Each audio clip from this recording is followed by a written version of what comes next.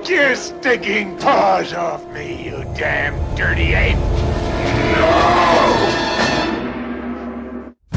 Planet where apes evolved from men. The only good human is a dead human! Apes! Do not want war! God damn you! God damn you all to hell! Hello everyone, I'm Bill Worcester, aka Zazubaar. We're back with Talking Apes. It's day 4. Today we're going to be doing a bit of a doozy because, you know, this is all building up to War for the Planet of the Apes, the newest edition in the modern day rebooted trilogy of the Apes franchise, and this is the one that sort of inspired the initial direction for it, with Caesar and the initial idea of the apes revolting against their human oppressors to take over the world. And joining me to discuss this landmark in the Apes franchise, Dylan McCandless, Super DM64. Yes, last time in Escape from the Planet of the Apes, Cornelius and Zero laid out the future of humankind and did not give us a very favorable prognosis. And while things didn't play out 100% like they said they would, it's pretty damn close. It's pretty. At the end of the day, we got fucked over. We fucked ourselves over. We did indeed. Which is how these things always go. As per usual. But I can't believe we're almost done now with the classic Apes movies. Like that. There's one more. It didn't take long, did it? No. This is like pretty much the halfway point. Yeah, because wow. I mean, after this, we're realistically going to do 3 more movies, and then I guess 4 more movies. I think you're forgetting the Tim Burton, which how can you forget that masterpiece? Oh, well, I was thinking after the classic series, but you're right. Okay. Oh, okay. In total, yeah, we've got 4 more movies left to do. I think after that we'll take a break, and then eventually we'll do an addendum, and we'll do the cartoon and the live action show. Because that's a lot, you know. I feel like we should leave some room for other stuff, you know. Well, obviously we'll have to do an addendum also for War whenever that becomes available. That is when we'll do some of the cartoon and the live action TV show. But anyway, this is a conversation we should be having off screen. So, Conquest of the Planet of the Apes is today's commentary, obviously. Get the DVD out and ready, kids. Get it to 0-0 while we do a bit of a prologue here. If you don't have the DVD, what are you doing with your life? Go rent it on YouTube, I guess, or something. And try to get the director's cut, because you'll get more blood. Oh, no, actually don't, because we're not watching that version. Get the normal theatrical version. But you should watch the director's cut, because it's better. Maybe one day we'll have to do an addendum for that as well. Well, but it's not. Not it's not different enough where I would want to do a whole commentary on it again. But I would definitely like to watch it again and do another video on it. Maybe we'll do a podcast on that or something. Because it's mostly just more violent and it just makes more sense. Yeah. This version, though, makes a little bit of sense, and it's still pretty violent. This was one of the more interesting ones to me as a kid, because it definitely has the most visceral imagery. Yeah. And the most visceral sort of dystopian storyline. It's sort of 1984 meets the original Planet of the Apes.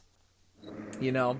Well, I mean, you know, again, I first saw these apes, these classic ape movies through the marathon channel of the apes that they used to do. And so I saw this movie immediately after seeing the third one, and it works really well in that context, because you just heard as a direct sequel. You don't say. Yes. you hear the future of the human race as spelled out by Cornelius and Zira, and you're sitting there thinking like, wow, I wish I could see that. And then the very next movie they're like, hey, you want to see that? And you're like, yeah. It's going to be completely different though. Yeah, it's pretty different. There's no all though. And it's interesting because it's almost like the society takes the direction it does, because in terms of how everybody's controlled, because of the fear that Cornelius and Zira inspired in everybody. Yeah. Which is interesting, because it still goes as they said it would have, whether or not they would have traveled back in time. Cats and dogs were wiped out, apes were taken in as pets, then enslaved, and in the midst of all this, Caesar's grown up. Well, he wasn't named Caesar initially, though. He was named Milo. Does Ricardo Montalban, who plays his dad in this... Well, he's not his dad. Armando, the circus owner who took Cornelius and Zira's baby in after they were killed. Does he call him Milo early on? I forget. I don't remember. He might have given him... I think he might start out using the name that he assumed when they switched the monkey... when they switched the babies at birth, because obviously that chimp had its own name, and then I think he might go by that at first, but I don't really recall. In this movie? I think there's a third name besides Milo and Caesar, but maybe I'm just remembering that incorrectly. I mean, we'll find out very soon. Either that, or I don't think he calls him anything. I think he's just sort of like my friend. It's like, well, you know what? He's kind of more than that to you. Like, you kind of raised him. Yeah. He's very friendly, though. We'll talk about it. So, Dylan, production-wise, what's to say about this one? What are the interesting factoids that we should outline before we delve into it? Is there anything, or should we just delve into it?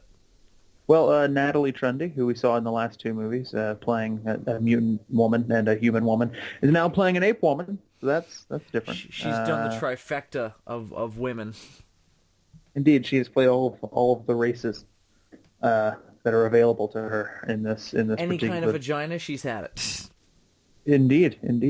Let's see, anything else? The futuristic city that they film in is a real city. It was a development that had just recently been built, and they thought it looked futuristic, so they were like, "We'll film it there." So that's neat. You could go there presumably and actually see these neat buildings and whatnot, and be like, "Oh, that's where Caesar fucking hit if the guy." If it with still the looks the same now, I doubt it. Whatever. You can be like, "Oh, that's where the gorilla was a waiter." That's great. So yeah, that's I don't know. Can you think of anything else? That's all I can think of. Well, different director, smaller budget. Paul Dane returns to write it, and again was had to rewrite his script because they were like, "You can't go that dark."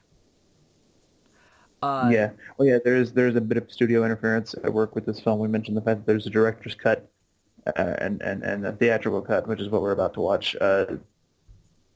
Basically, there came a point where the movie was so dark that the people in charge were like, "Guys, that's getting to be a little much." This is a kid's movie. And so they toned it down considerably, and there's like a bullshit speech at the end where Caesar's like, "Well, maybe we can be friends." Like, Caesar, shut your dumb whore mouth, you fucking idiot. Caesar, you have killed all of the people. Like, there's, like, the whole city's on fire. Like, I don't even know how you did it. Like, it's nuts.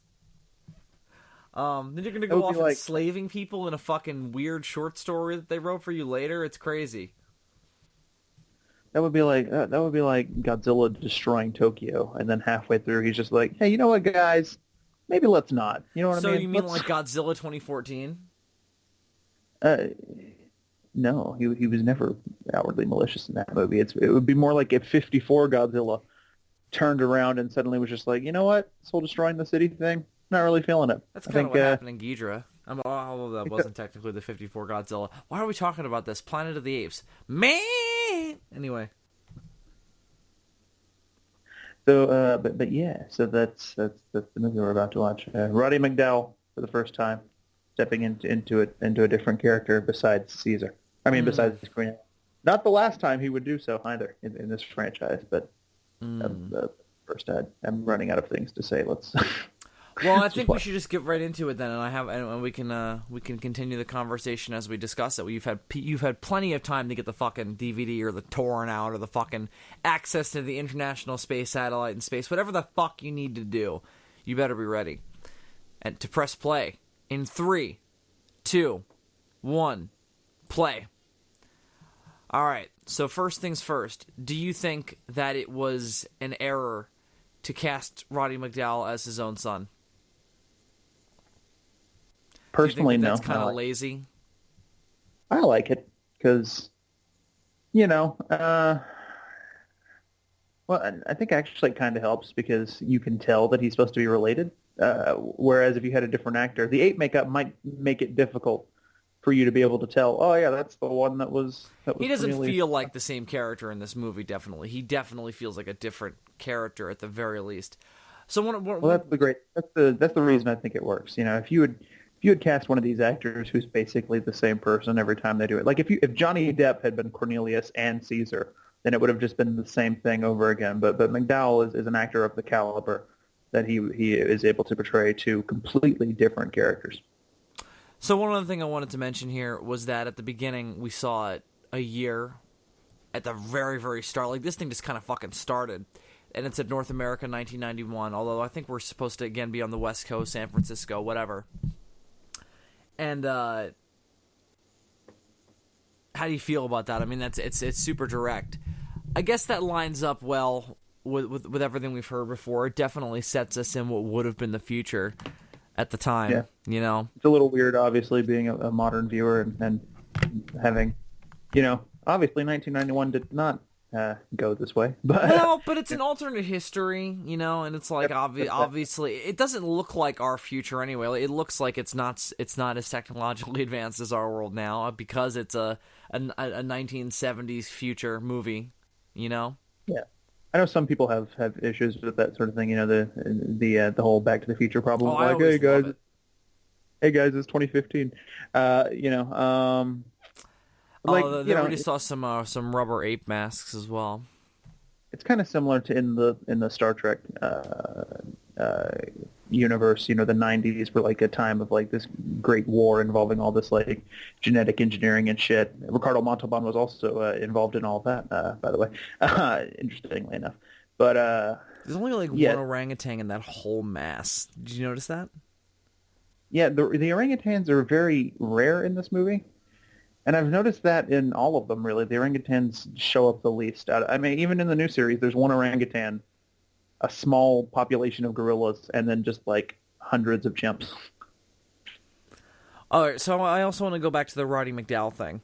I think it's just smart and just good practice to cast him as his own son because he knows how to act through the makeup. And it's a risk to cast somebody else who doesn't know how to act through the makeup already, you know? So Right. it's better to just be like, he knows how to portray a different kind of character. Let's just bring him back and have him just play his own son and let him go to town because he already knows how to act through the makeup anyway and see what he can do with it.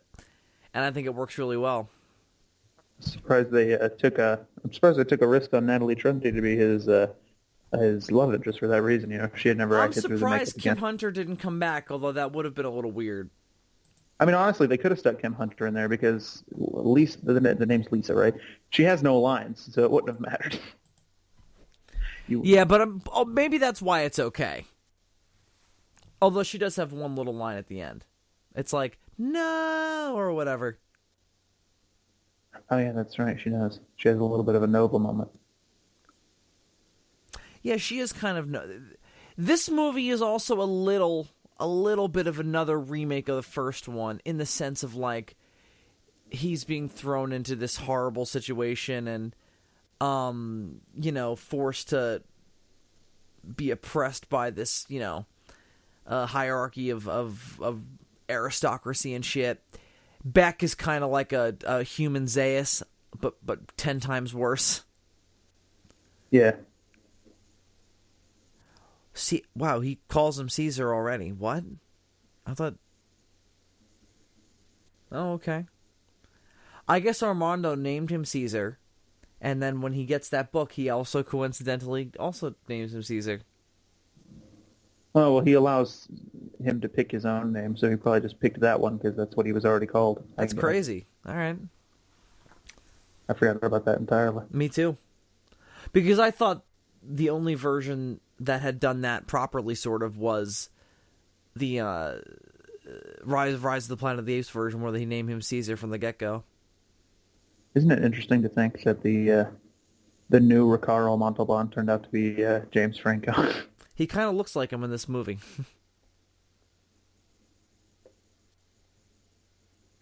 So, what do you think of the whole idea of we're going to use apes as like slaves to do menial work? Do you think that is a good idea?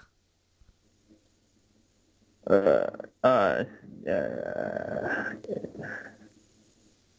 mean narratively? Yeah. No, I'm talking about practically.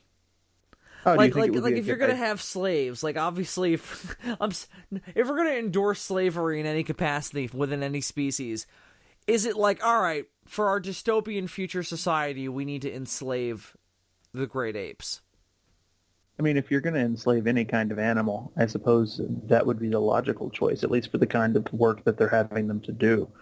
Because an ape can be trained to be, a waitress or what have you. But do you think that? Don't you think that like the risk greatly outweighs the reward? Like what if like what happens in this movie where they all just freak out and just start killing people? You couldn't have a cow be take your order, unless you were running like a fresh milk bar. That might be good. But is it just worth it to enslave animals? Like what? Like why not just pay people to do it? Like Well, because then you got to pay them. Well, right, but maybe in a society where there's no money, like maybe that. Although that doesn't seem like the society. Everybody's going around shopping, and people still have to work. Like it's not like these apes can do every job. Well, no. But it frees the people up to do the more stimulating work, Yeah. There's Natalie Trundy right there. I think. Yeah. Do you prefer her as Caesar? Lisa? The chick from Beneath, the mutant, or Stevie from Escape?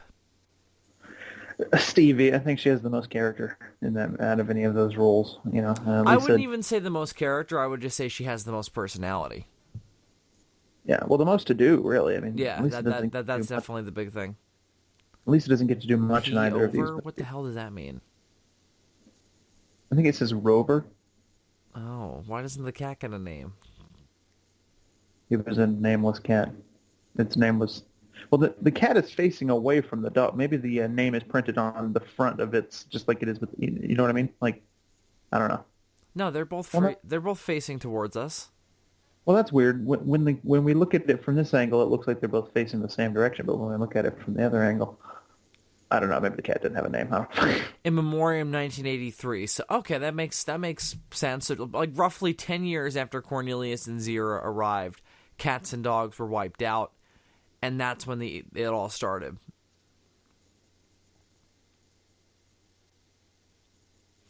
I would love to one day live in a world where we can see like a big budget fan film. Oh, there's an orangutan right there. That's crazy. In a library. That makes a lot of sense. That is a hideous one, though. My God.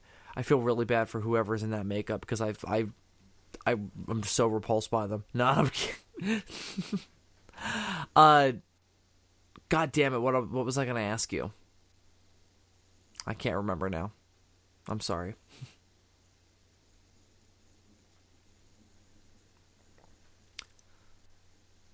Oh, I was gonna say I would like to live in a world where we can get a big budget fan film about Planet of the Apes and get like a, get this aesthetic again somehow, Mm. and see some of the stuff that we didn't get to see before. Like, wouldn't it be kind of cool to see the original timeline, like with Aldo and everything to see that happen? Oh yeah, definitely. Like, I would love to see that.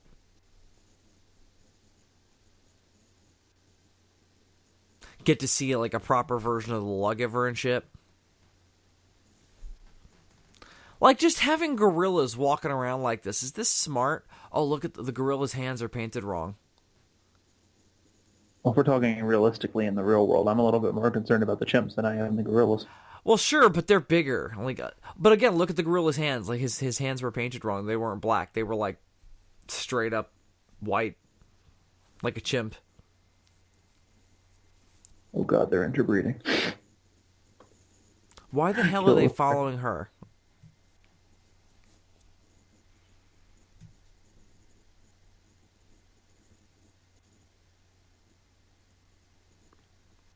I would definitely not let an ape wash my hair. But what if you needed bugs picked out of your hair? Would you let an ape do that? No. They do that anyway in the wild, so why not? You know, they'd make great livestock. She's literally going to do that right now.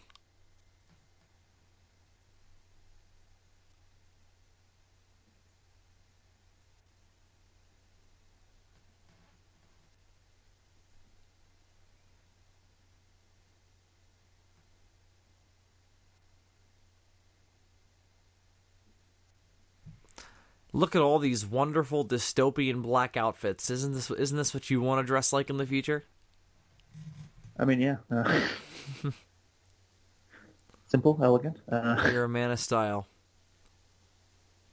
See, this is what I'm talking about. Why? Who thought this was a good idea? All right, guys, we don't really want to pay people anymore, so let's just enslave apes. But I mean, we still have to pay people to do jobs around the apes, obviously. So we're gonna mix it together. See, there you go. Slaves are scabs. What's your timestamp right now, Bill? I am at 11:38, 39, 40. Oh shit! I got way ahead of you somehow. Where are you?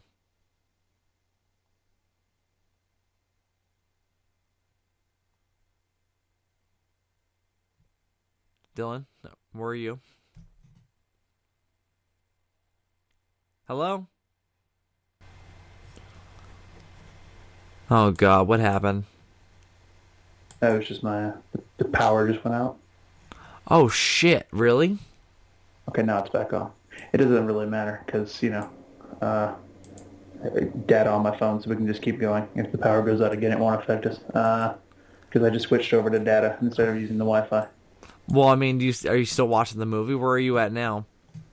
Yeah, I don't know how I got so far ahead of you. I'm at 12:34, 35, 36. All right, well now you're not that far ahead of me. Pause wherever you are, and then I'll tell you when I'm there. Okay, I'm at 12:40. I'm paused there. So I'm gonna press play. It's two guys, and the subtitle says didn't sound like you yell lousy human bastards. Yep. Okay. All right, let's press play in 3, 2, 1, play. So what do you think of this bit where Caesar yells at a bunch of dudes kicking around an ape and yells lousy human bastards? My question to you is mainly, though... Didn't Ricardo Montalban ever give him the whole they will dissect you and they will kill you in that order? That's what he said to him when they got off the helicopter. But I think more of it is, why did Armando think it was such a good idea to bring Caesar into the city? Where he knew all of this was going on. Maybe he knew he couldn't protect him from it forever, and it was better to reveal it to him now rather than later. Which is interesting. Maybe that was explained earlier when we were talking about some other crap. But if not, it's problematic because it's a bad idea, and I don't buy that what he's doing it for is worth it. Ooh, a couple of the apes in that crowd, you can tell they got the cheap masks on. Yeah, that's what I'm saying, bruh. Like, why did they decrease the budget every time? Well, because I guess there was always the logic that a sequel will always make less money, which still actually kind of applies now. It's stupid, though, because these movies were continually financially successful, and they just kept cutting the budget.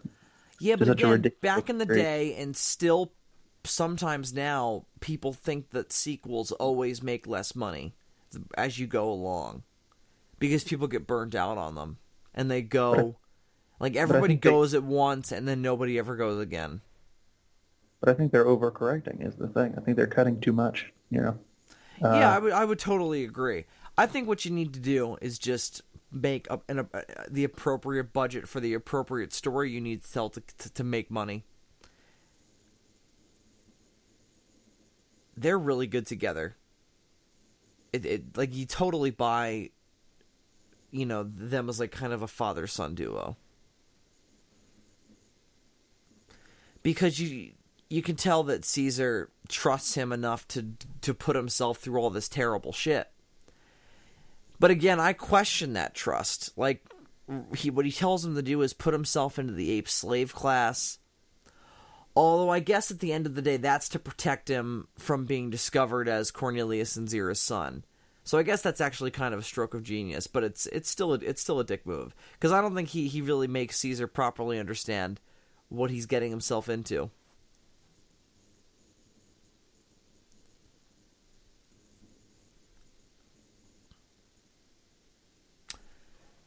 This, like all the other movies, though, rather well paced. However, I think it's one of the least well paced of all the films.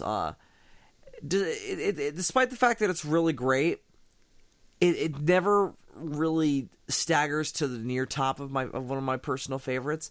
Like, for me, it'll always be Escapes and the original and Dawn and Rise, and then this movie, because this movie is more about like the potential and the ideas that it sort of sets in your head.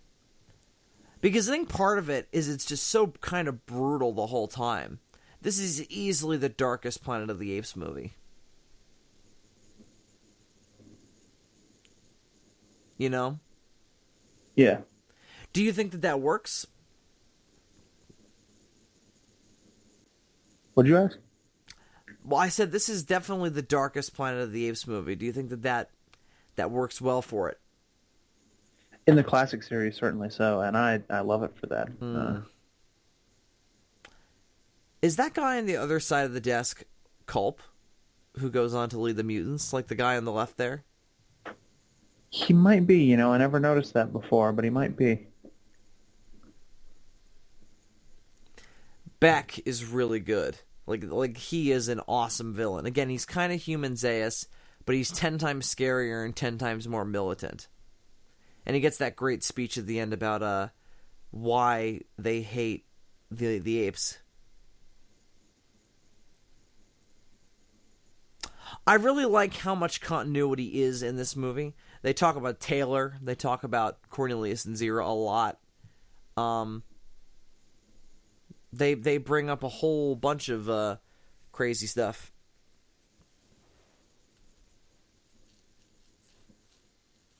I don't think that's cool. No, I don't think so anymore either, now that I gotta look at him from the front. But that would have been a good idea.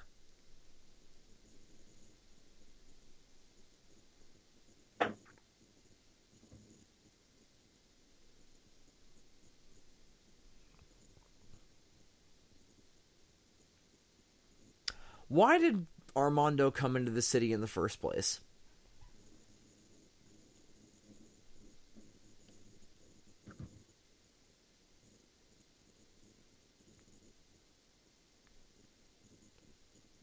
That's what I want to know.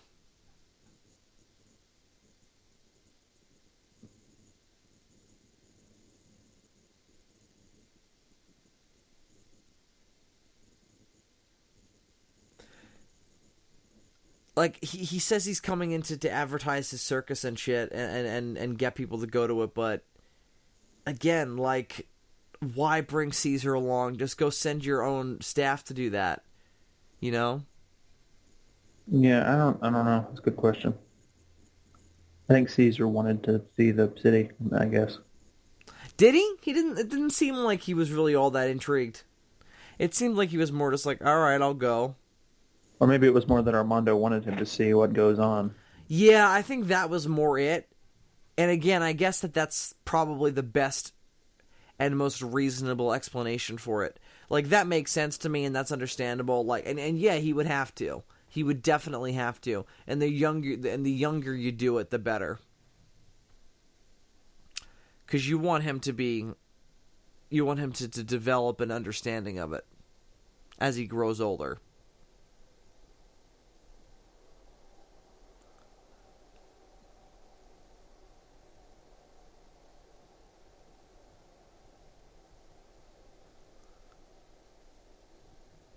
This is why I can never be a cop. All this shit is so boring, where it's like, you should question my circus hands. We intend to. Oh, God, boss, do we really have to question all of his circus hands? My God. Did the ape ever talk? No. Did the ape ever talk? No, Pepe. Are you sure the ape never talked? A whole bunch of just national foreign stereotypes answering questions.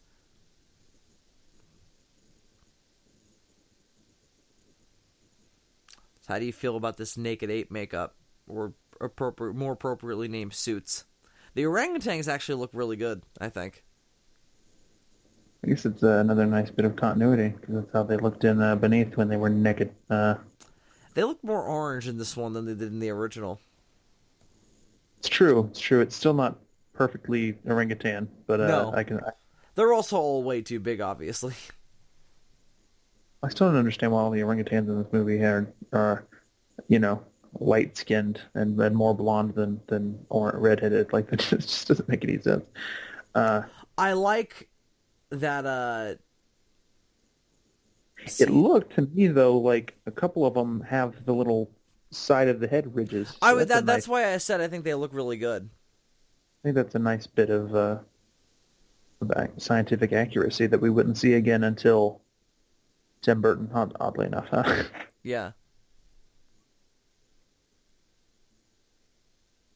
I was going to say, I really like that Caesar is feisty early on, even before he goes through all the shit, you know?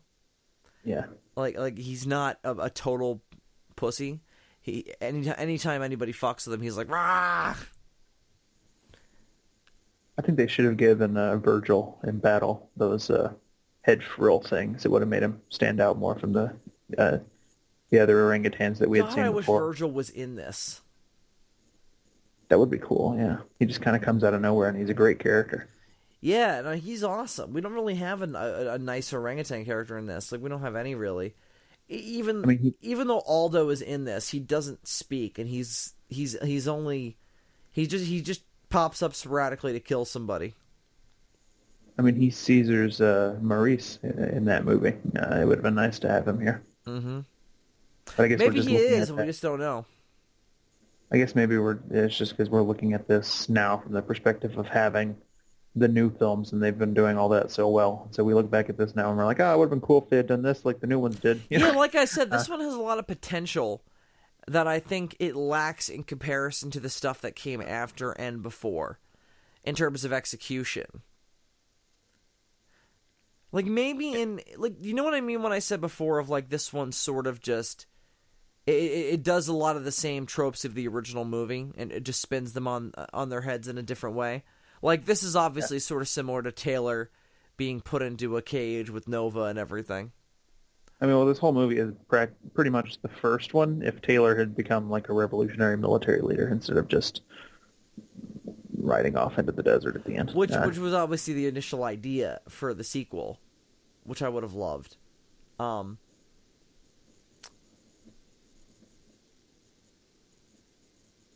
But what I was going to say was that I think that in the attempt to do that, this one misses the mark the most. Because I wish that it was more about developing the world around what's going on when this happened. But I think because Caesar is Cornelius and Zira's son, and he's more of a Taylor-type character because he's somebody we're familiar with and we know a lot about him, and he's got a kind of interesting motivation for everything. It sort of distracts from the world building, and it sort of just becomes more of the same. Whereas this could have been a very, very, very different movie, as opposed to being just a pretty different movie. You know. I understand that they were trying to be visually interesting, having the flamethrower in this movie. That doesn't make a whole lot of sense. You're going to damage the merchandise. Why don't you use hoses like you did in the first movie? This whole thing doesn't make any sense to me. The way they're training them, I don't understand why they would put this. I don't understand why they would put this much money into it. I don't understand why they would put them all in these nice suits. Like, I just they have force fields in 1991. That's good. I don't know why they. Well, I mean, the shock therapy that they were using on the gorilla makes perfect sense. I mean, that's just classic Pavlovian conditioning right there. Negative reinforcement, I believe, is the exact application. They're making him associate the word no with pain, the word no will be more effective. Those in the chimps future. look really good. Yeah, the one on the far left looks different than any other chimp in any of these movies. I was literally thinking the same thing, yeah. Especially doesn't have compared to the Caesar over there. he doesn't have as pronounced of a of brows, so he almost looks a little bit more human in the face. This is awesome. I love how early this shit starts. He's already like, all right, I'm He's gonna. also in the face. Hmm.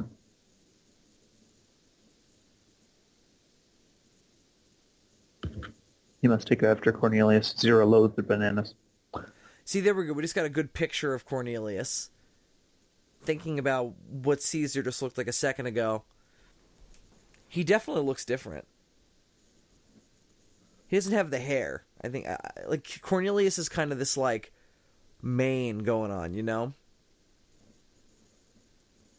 Caesar looks more like a traditional chimpanzee with a little bit of growth on the sides.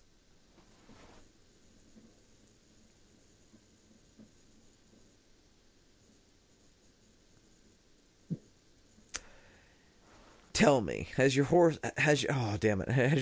chimpanzee ever displayed an interest in horses? See, Armando's not being very smart there. He should have just been like, look, I don't know if they look similar. They all look alike to me. Yeah. I do like that a lot of the background actors in this, and the security guards and the people working in ape management, are African American. Obviously, McDonald is the big example. You know, he's Beck's right-hand man. But we've got a security guard here. We've got one of the ape trainers here. A lot of them are African American. And the director talks a lot about how he thought that this franchise captured the imagination of them. This one in particular, when they did the test screenings, because of the themes of revolting against the oppressive management, you know, the oppressive upper echelons of society. I'll tell you what, I saw the exact same thing happen when Rise came out. You know, I was in high school at the time, and it was like history repeating itself because I was very familiar with the franchise by that time, and I'd seen Behind the Planet of the Apes and all that, and I knew that African-American audiences had reacted very strongly to this movie. And I saw the exact same thing happen, man. The people who were loudest in my school about having loved Rise after they saw it were the black kids. Like, it was... I mean, they were generally the loudest about a lot of things, but I mean, they were like really into it. Oh my god, look at the chimp behind Caesar. I can't tell if that's actually good makeup or bad. But yeah, no, a lot of the security guards are African American. I think because to make it look at how people will put aside their values and their common sense. Yeah, you know, maybe this is a good argument for maybe this is a good argument for why we should enslave apes. We need a common enemy, you know. But I think it's also like look at how blind people will be to common sense and their own ethics. We need to use speciesism to get past our racism. Well, think about Watchmen and think about any monster or alien story where it's like, oh, the world comes together to solve this problem, to fight off the alien invaders or the giant monster. It's like, is that really what it takes to some weird big thing to look scary to get us all to agree to kill something? I mean, yeah, I guess so. Yeah. So we need, you know, something like that in real life. Like, I don't know, maybe like an Oompa Loompa with access to nuclear weapons or something. Oh shit, we have one of those already. Goddamn, we're good. It's interesting how baby apes look like regular apes, and then when they grow up, they look like Roddy fucking Miguel. Yeah. Well, I think the idea is that they're younger than the chimps portraying them, you know? So I guess it does kind of make sense. This shot is very Star Wars, and that's interesting. You're a little short for an ape slave. That's not Lisa, is it? That is Lisa. Well, how did she get in there? I don't know. She had an owner. I don't know. She just pimp her out on the weekends? Is that what happened? Wait, maybe not. Maybe it's not Lisa. I thought it was. She also looked a little saucier than Lisa. She almost looked. They all look alike to me. Oh god.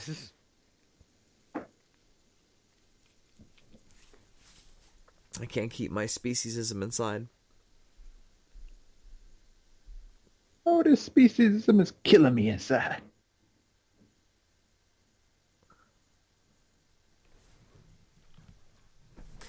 They definitely pulled off a very subtle future aesthetic very well, where you can tell, like, oh, it's supposed to be a more advanced, dystopian, sleeker society, but it's not that far in the future where we're not so far removed from where we are now. Imagine that a Planet of the Apes version of that Dave Chappelle sketch where you have like a human family, but their last name is the monkeys, and their milkman is a chimp. My favorite family to deliver milk to, the monkeys.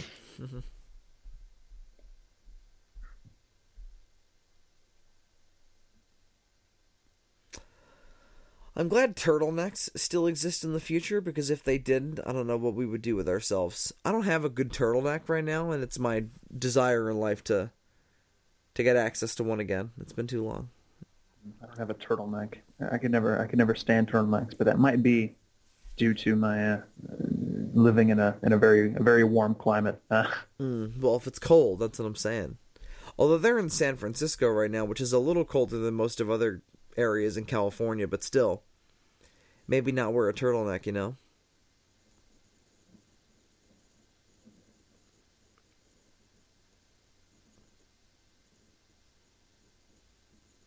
They probably should have figured out that he was Cornelius and Zira's son sooner, you know? Yes, ladies and gentlemen, this ape is smarter than the average bear. But he's definitely not Cornelius and Zira's son. That would be ridiculous. No, he's dead. Nah. Yeah, why are they even looking for him? Shouldn't they all think he's dead? No, because the ape that Armando had, they all thought spoke, so they think that was it. But they haven't put two and two together yet that ape is now this ape. They should, because they shouldn't be idiots, but they haven't. What I'm thinking, why would anybody even be suspicious about a talking ape showing up when, as far as the world is concerned, the baby, Cornelius and Zira's baby, died along with them back in the 70s? They weren't until they thought the ape just spoke in that scene where he did. You know what I mean? Yeah, that didn't sound like you. That sounded like Roddy McDowell and you're Ricardo Montalban. I think we're going to take you in for questioning. We want the true Hollywood inside story.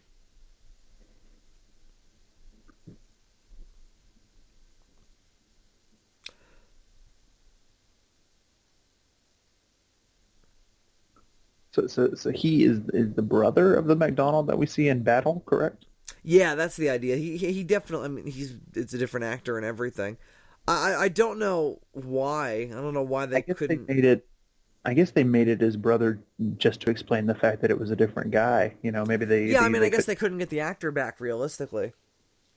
Here's the thing, though. When I saw these movies for the first time, I didn't even notice that it was a different guy. So I just always assumed it was the same guy until very recently. Oh, Dylan.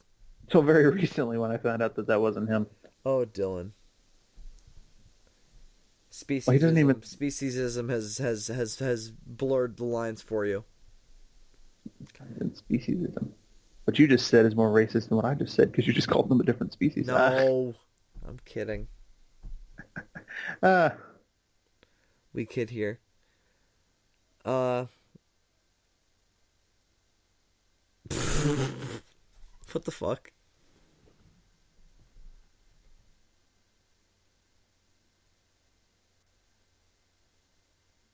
Oh, Mr. McDonald, why don't you go open a burger chain for crying out loud? Did you hear what he just said, speaking of racism? We've all been slaves in one manner of speaking, Mr. McDonald. He's like,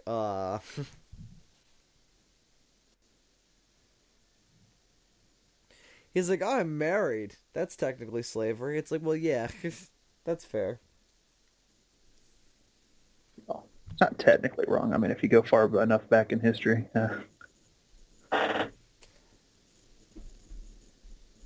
Used to be slavery wasn't even a race thing. It was just hey, we conquered you, so now you're gonna make our dinner. You know. But we're Germans, though. We were the ones who did that most of the time.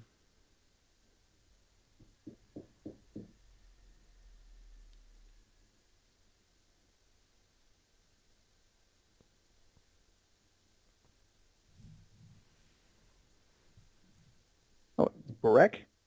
Oh. I thought it was Beck. Me too. I also thought it was Beck. With a soft R, I guess. You will name yourself. is that a dictionary he's opening? Like, what if he I don't pointed know. to a word that wasn't even a name? Like, what if he pointed to like apricot, and they were like, "All right, your name is apricot." I mean, it's a noun Maybe still at the very least. Imagine if he had pointed to like slippery. that is very ironic because some people pronounce it apricot. You see, LOL. Yeah, it's a Caesar. dictionary. Is that how you pronounce that? Kesar. No, King Caesar is a giant statue thing that is in a mountainside in Okinawa. We will not be singing that song today, please. We don't need that in our lives.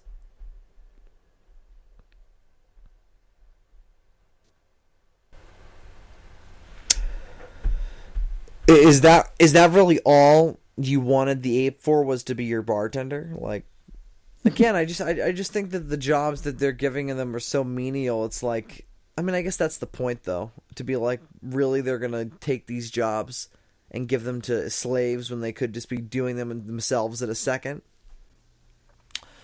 So, Dylan, as we get back into the fold here, I just want to ask you a question right up front. Would you have liked to have seen what Caesar's life was like before Armando brought him back into the city? I think a little bit of that would be neat. I wouldn't mind a short story, maybe something in another Tales from the Forbidden Zone book. Well, what would they do that would be interesting in its own story? I mean, I guess they could do something, but I would have rather just seen like a little piece of it at the beginning here.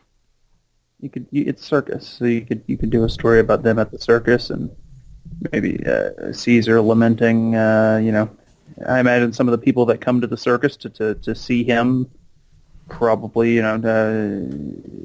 react in a way that would be displeasing. That chimpanzee is gigantic. Kind of a Planet of the Apes take on Todd Browning's Freaks could be interesting. That might be interesting indeed. All right, so Armando is still.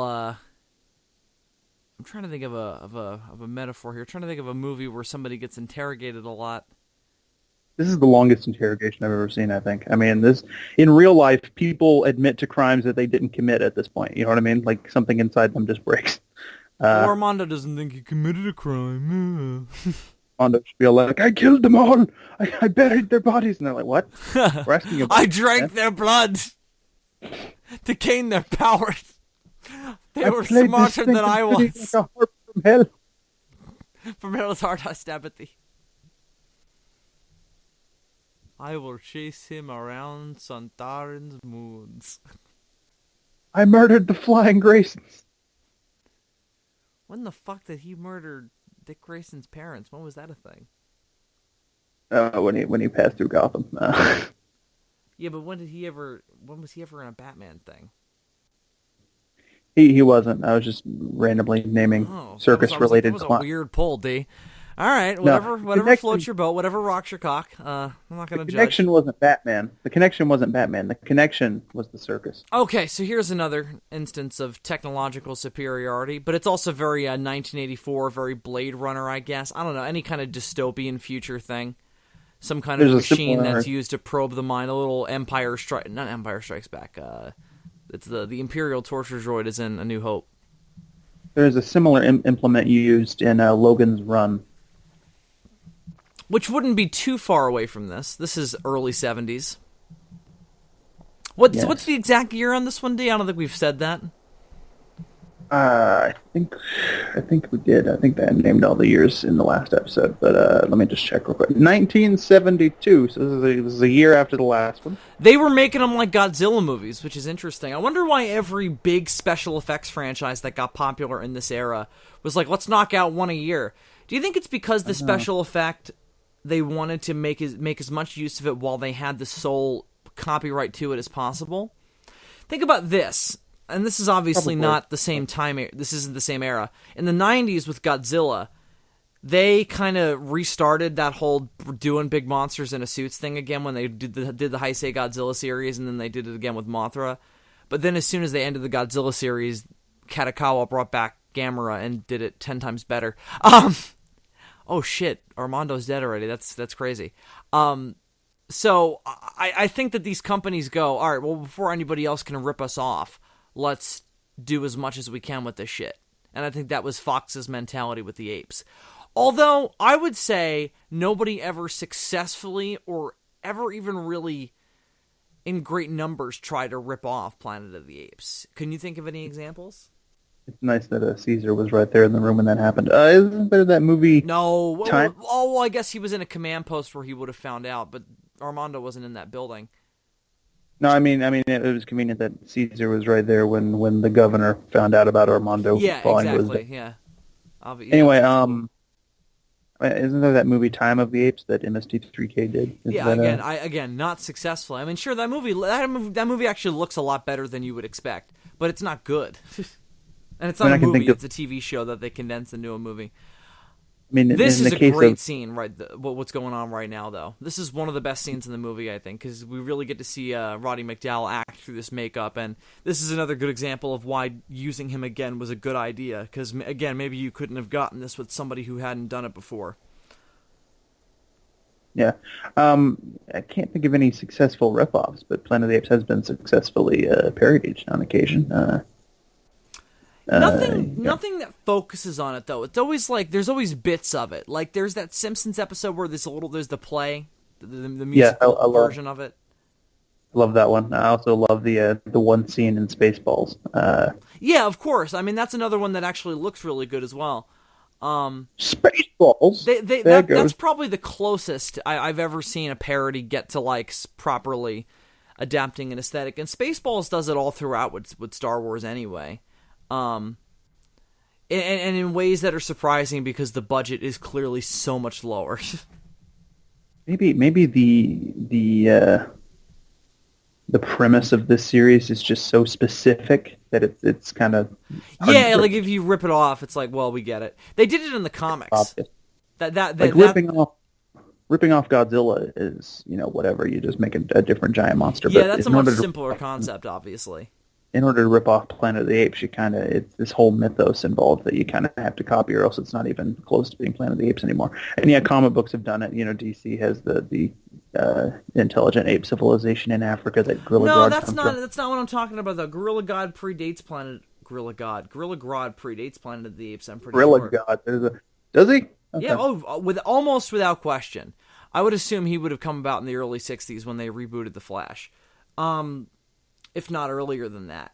I don't know that for a fact. Somebody can fact check that for me and yell at me in the comments over it, but I would guarantee to you that Gorilla Grodd predates Planet of the Apes. I was talking more Commandi, the last boy, the last human in this world of animals. The DC wanted Planet of the Apes as a comic license, and Marvel got it. So in Retribution, they did that, which was a ripoff, and they had Jack Kirby drawing it. That got actually really popular. Apparently a lot of the comics that are based on that are really good. So that's probably the most successful example of it that I can think of. Now, I also like how do you like how quickly we've jumped into Caesar starting the revolution here? Like, we have zero build-up as to how he's actually done it. Like, he just kind of decides that all humanity is garbage in that one scene where he finds out that Armando is dead, and now, boom, he's off and running. Do you think that we needed a little more development as to how he's making all this happen? Nah, I think I mean it would have been nice to see all that, but I don't think it hurts the movie or anything. We don't have the time, do we? No.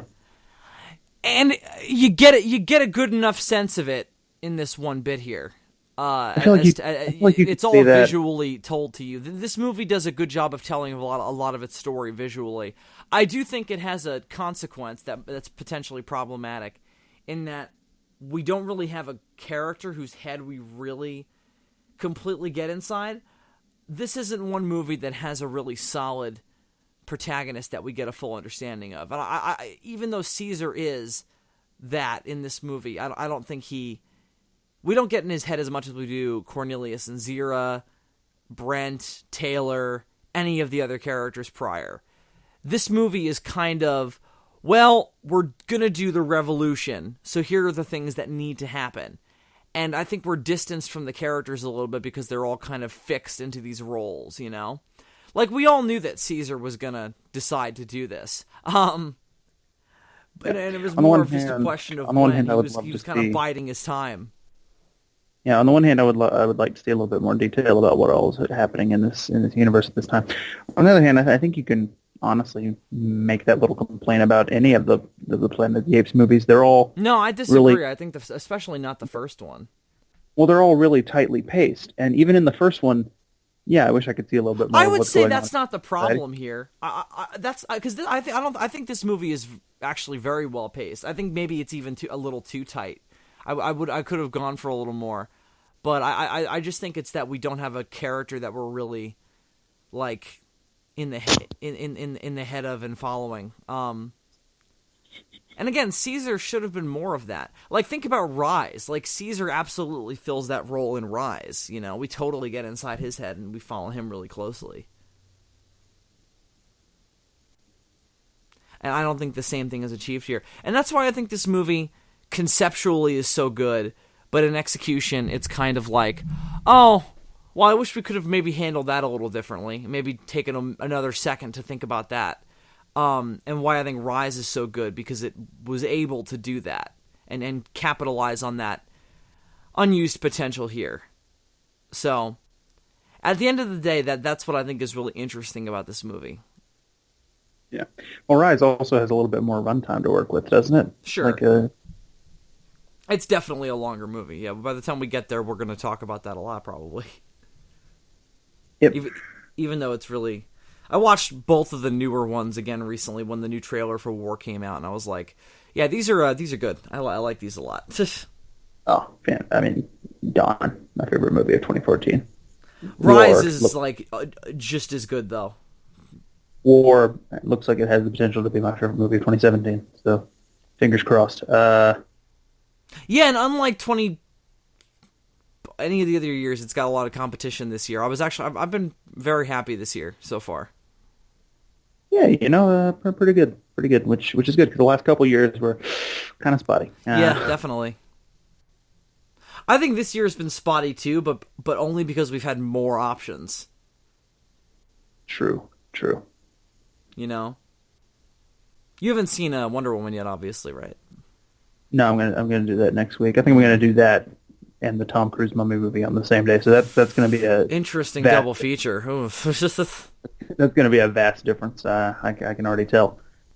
I'm hoping that the Tom Cruise movie at least turns out to be okay.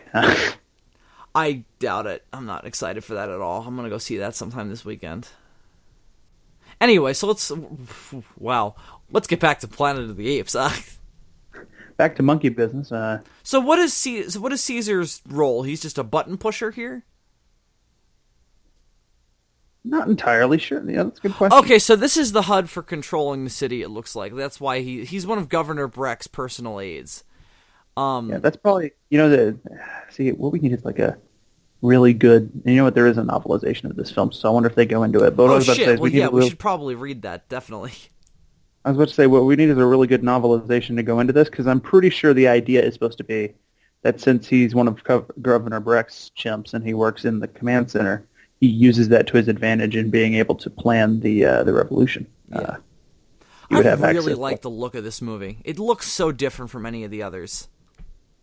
Yeah, it's like this weird, it's recognizably Earth, but it's moving in this direction that's almost like pseudo Star Warsy, and Star Wars isn't even a thing until 5 years later. You know what Caesar. I mean? They're already like, yep, he's done. Man, look at the effect. Look at the makeup there. That's so good. They always did a good job on the main characters. Like they consistently look amazing. And obviously, Roddy McDowall has to do a lot more visual acting in this movie because he can't talk as much as he could as Cornelius. He just took a big risk, revealing himself to Mr. McDonald. But they already pretty much know. It's all pretty much. Yeah, but his eyes got a little wide there. He was like, "Oh shit, he's actually." Well, he hasn't spoken in front of him yet.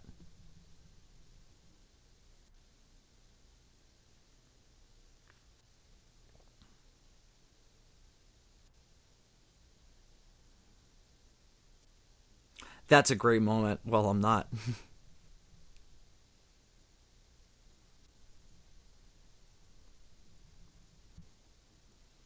Mr. McDonald is a great character in this movie. I like him a lot better than his sappy brother in the next one. He doesn't really do anything except go out into the desert. This dude at least stands up to a crazy vengeance-filled monkey. And that's certainly something to be admired, don't you agree? I feel like they probably could have just ignored the fact that it was a different actor in the next movie. And then at least you would have been invested in the second McDonald because he was the same guy from this movie, you know? Because they had similar clothes, and that's why you could have bought they were the same person, right?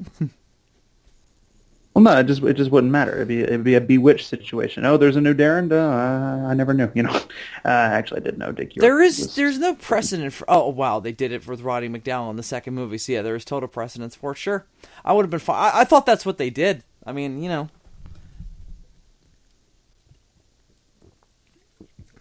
I mean, it would have been weird. It would have been a little noticeable. You know, it would have been an Iron Man 2 situation all over again. You know, Don Cheadle, where'd you come from? But I like him a lot better than Terrence Howard in that role, though, don't you?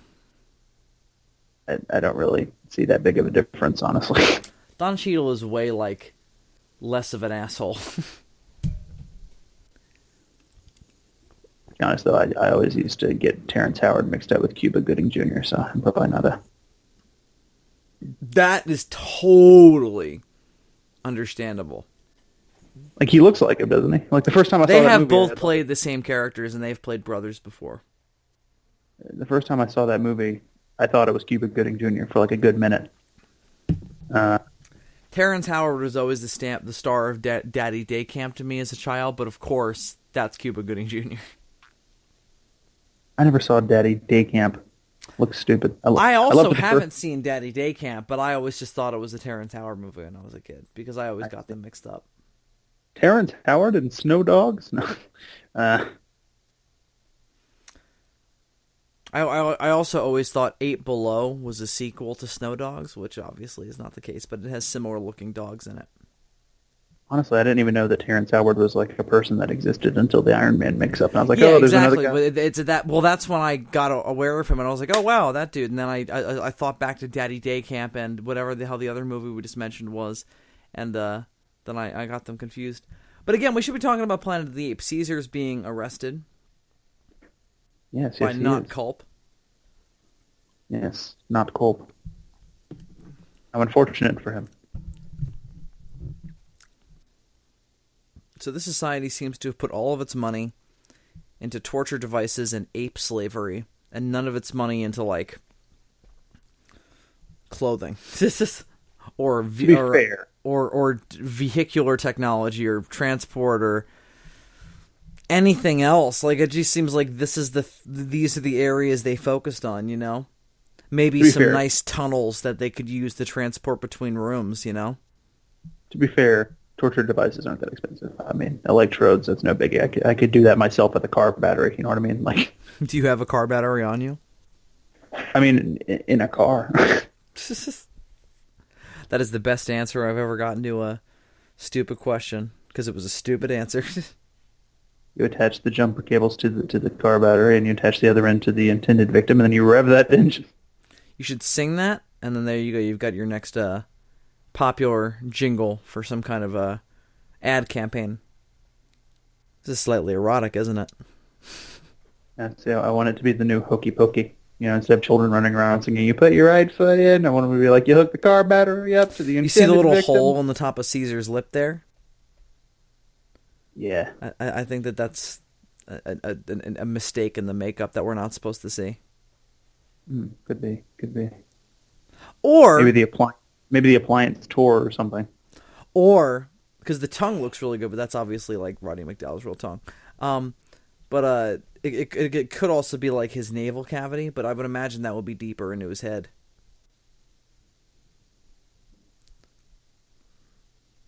Gasping continues. He does reveal himself in this scene. Spoiler alert, it happens. There he goes.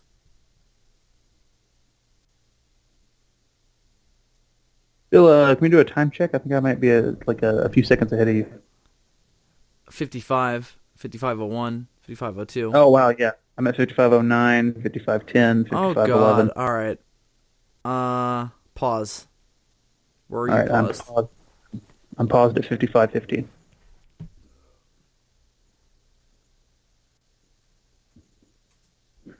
I don't know how that happened. Somebody coming out from behind a pillar.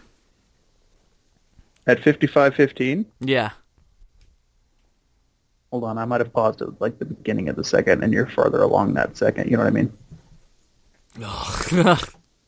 Okay, 55. I'm still at 55:15. I just went like half a second forward, and now I'm looking at McDonald coming out from behind a pillar. Okay. Kind of stare.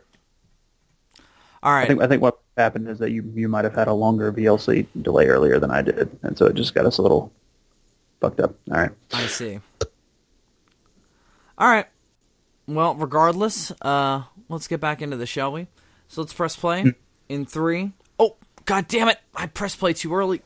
Now the thing won't stop. I hate this fucking program. You want me to come where you are now, or do you want to come back? No, to I want to go back to where you are. Where were you again? 55:16? 15. And I'm looking at McDonald stepping out from behind a pillar on a staircase.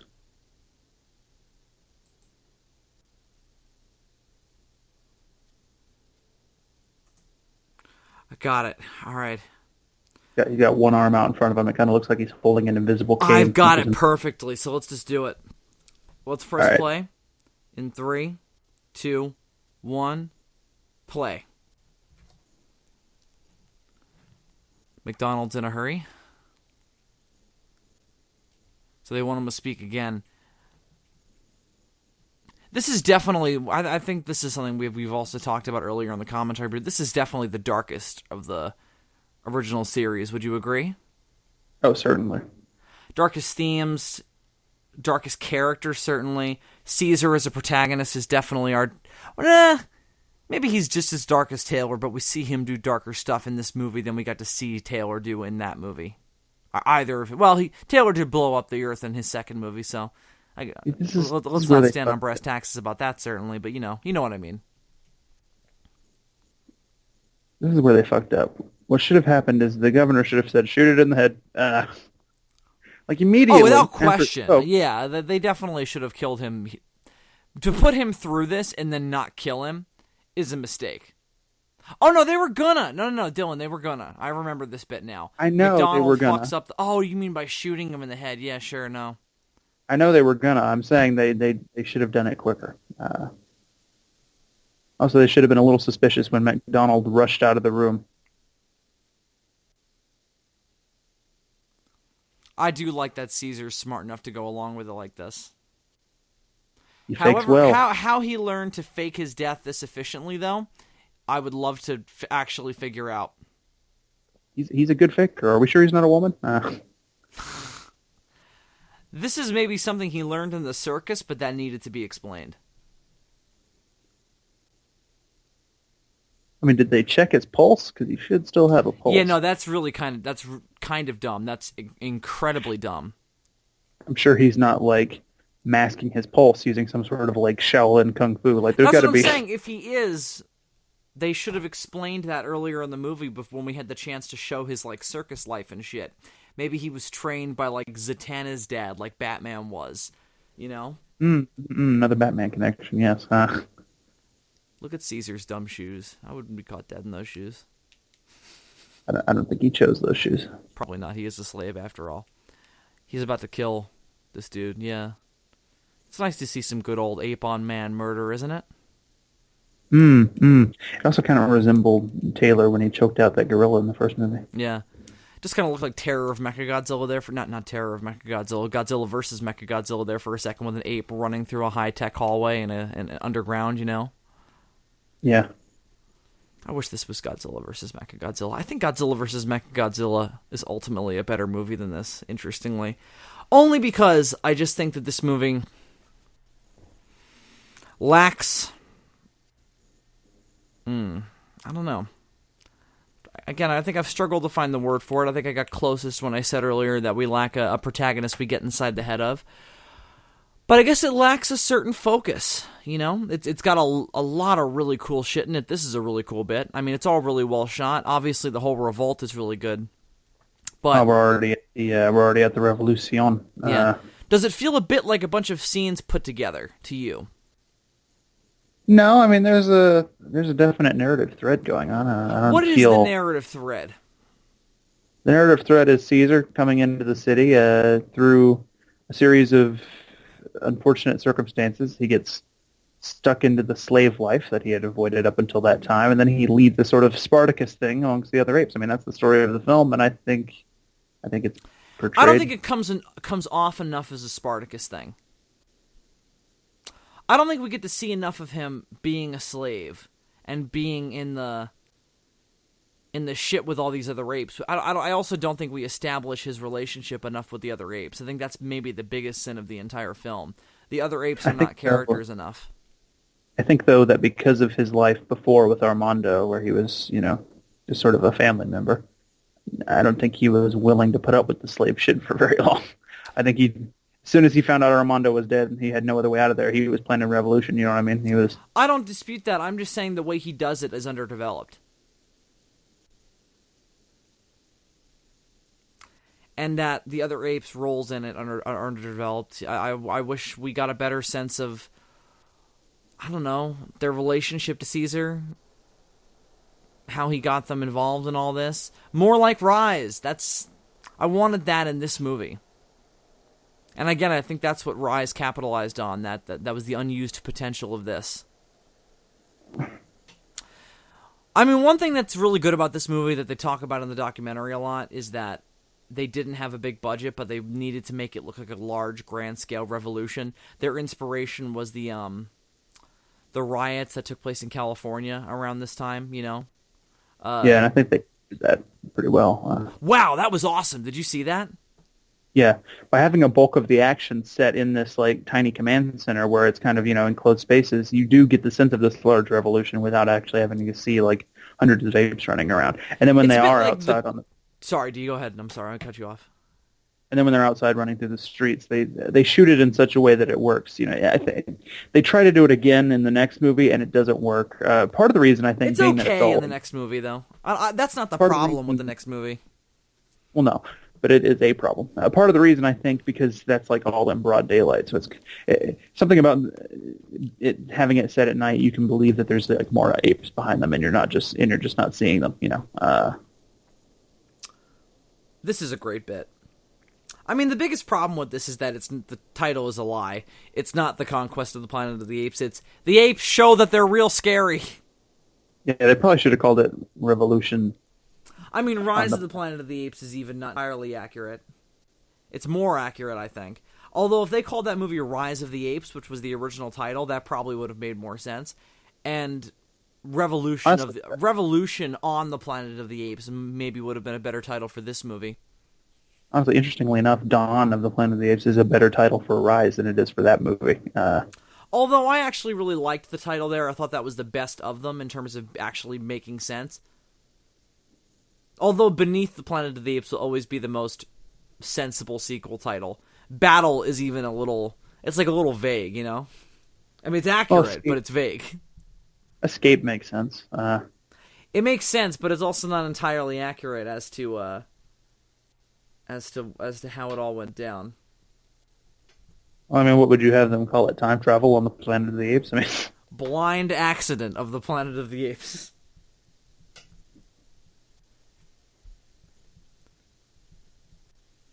Incredible cosmic coincidence on the Planet of the Apes.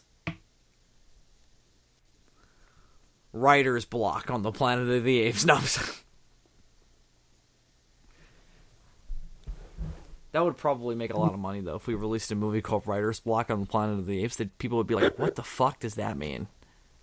See, the problem here is they're not taking the ape threat seriously enough yet. They should be machine gunning them down, you know? Well, that's probably their biggest mistake. They did the same thing in Rise. The bridge... because they definitely could have beaten the apes in both movies. Yeah. I mean, At least in Rise, it made a little sense. But in this, in the other movie, yeah, like in that, it's so like spur of the moment. Like they have no idea what the fuck is going on. This is a society where apes are a thing in everyday life. So yeah, they should definitely be a little more like, we need to stop this. In this dystopian future that is now the past scenario, yeah, especially when they know that one of the apes can talk, and that, well, I mean, I guess at this point they still think Caesar's dead, but I would start putting two together after the fucking revolution starts. Like, yeah, maybe he's not dead, or maybe he started some shit before he died.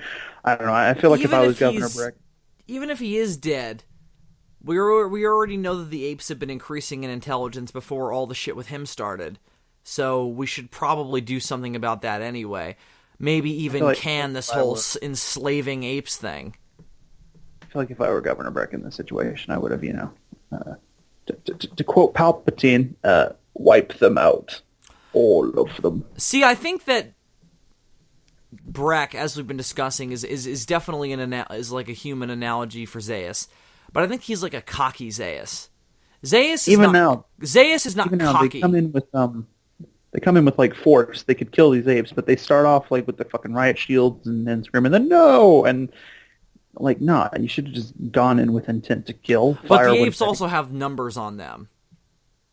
Wow, this is true, great bit. But I mean, doing this at night was obviously really smart because the shadows make it look like there's more of them. And obviously you can also mask that they're not in the future by just shooting up close and personal with the buildings that you're using to make it look futuristic and masking everything else in the background. And the colors on the apes' costumes are obviously really good. Do you like that the apes based their wardrobe later in the future upon the colors they wore in slavery? Well, the chimps and the orangutans do. I don't know if the gorillas, huh? They went from red to like black. Everybody listening via the podcast, I hope you don't stop listening because of the audio disturbance I just had on my laptop. I don't know what happened. It just fucked up with me for a second. But everything appears to be normal now. I apologize. This guy, he looks mad scared. He knows something's up. I didn't hear anything through Skype, so maybe it didn't pick up on the recording, hopefully. Everything that happens on my speakers comes through, so I would imagine it's probably going to be audible, which is unfortunate. That's weird. Although the gorillas don't. You're right though. The gorillas don't take up those colors. They don't wear purple suits. I wonder why they didn't do that. I wonder what their rationale was. Well, I wonder why. Even more sensibly, I wonder why, when making this movie, they didn't give the gorillas purple jumpsuits. That's what I'm saying. The idea, maybe the red was just more visually striking or something. Yeah. I don't know why they didn't put them all in red suits then, though. Because that's more like in line with like prisoner jumpsuits. That would have made sense anyway. Again, I think the idea is that the later ape society just kept wearing those colors because that's what they had been. No, I know, but why not? Again, either why not do that with all of them, or for the sake of simplicity, just put them all in those suits. I don't know. It's weird. See, at least they do just like straight up open fire on them.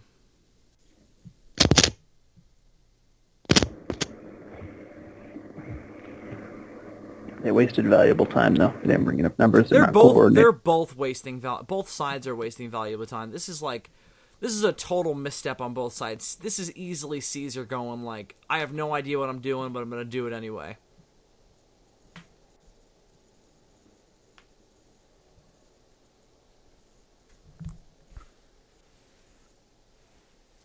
Should have came in there with an AK-47. When you absolutely got to kill every monkey on the street.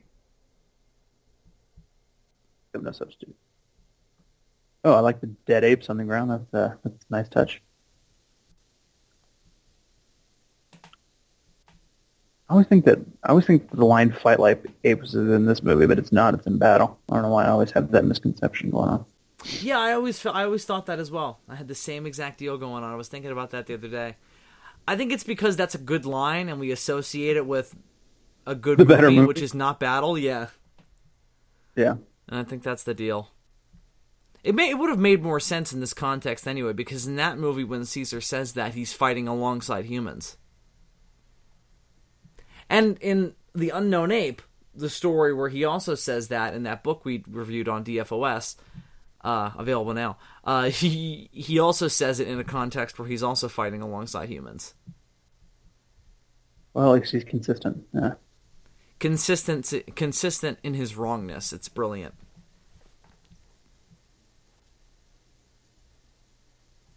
Oh, now you're talking. Yeah, M16s weren't good enough. Now we've got big hunky pieces of metal. Although in Call of Duty Modern Warfare 2, when they brought out the riot shields, that's actually where shit got really hard for me. And I actually had to replay that part a whole bunch. Earlier on with the M16s and shit and the other guns, wasn't really a problem. They could be doing a lot more, though, right now. They could be taking out that bridge. They could be, like, using helicopters just to gun them all down from the air. They could stop with the no shit, because that's obviously not working. Caesar's got a pump-action shotgun. Everybody run. I feel like Planet of the Apes would never happen in the real world, though, because we've seen these movies. No, obviously not. Yeah, because we Bill Burr talked about that. Because we've seen those movies, it'll never happen. Although... Because as soon as the apes show even the slightest sign of revolution, we'll be like, fuck! Well, even though they show the slightest signs... Any animal that shows the slightest sign of intelligence, we've seen enough movies to go, fuck this, and just kill it, you know? Like, anytime my cats look at me slightly intelligently, I'm like, I will skin you if you show, like, the slightest sign of revolt. I don't want to live on fucking Planet of the fucking Zebras either. Like, no. Did you say Planet of the Zebras? I did. Or Zebras? You were trying to say it like a fucking proper South African, which you are not? I did say it like a proper South African. Which you are not, I repeat. Again, no, not. I would have made out great there. I want to be, though! No. In the 80s, probably, I would have made out great. Now, not so much. He would have done better in Australia in the 80s. The Paul Hogan era, he would have done good down there. Could have made off with some good Australian coke. Could have gotten, like, any gun you want. My God, the black market down there was crazy. You could have bought, like, you could have bought all the M16s to stop all the ape revolutions you would have wanted. It's like there are some words that I pronounce the British way, because there's a fucking H in herbs. I'm sorry. There is one.